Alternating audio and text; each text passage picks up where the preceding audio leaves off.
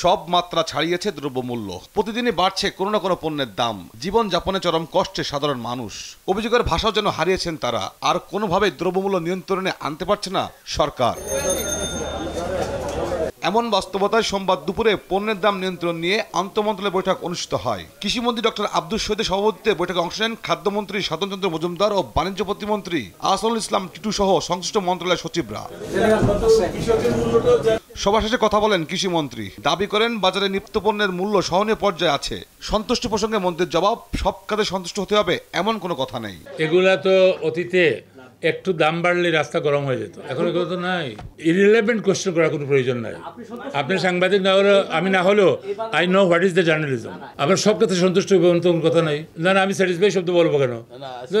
Changing attitude, variation attitude থাকতে পারে। তবে পণ্যের দাম নিয়ে সরকার সিদ্ধান্ত যেন মানছে না সরকার। অনেক পণ্যের দাম নির্ধারণ করে দেওয়া হলেও বাজারে বিক্রি করা হচ্ছে তার চেয়ে বেশি দামে। আপনি এত কিছু না বলে শুনেন, মন্ত্রণালয় একটা মিনিমাম একটা প্রাইস ঠিক করে দেয় বা যেভাবে করা উচিত, কিন্তু বাজার যেভাবে সাপ্লাই চেইন বা ডিমান্ড চেইনে কাজ করে সেখানে তো ভেরিয়েশন হইতেই পারে।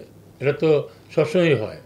আপনি বাড়িতে দেখেন, আপনার 5 সন্তান আছে, সবাই কিন্তু একই দামের কাপড় দিতে পারবেন না, কোনোদিন কম বেশ হইতেই পারে। এইভাবে বাজার নিয়ন্ত্রণে আবারও বৈঠকে বসবে মন্ত্রণালয়গুলো। তৌফিক মাহমুদ মুন্না, দেশ টিভি, ঢাকা।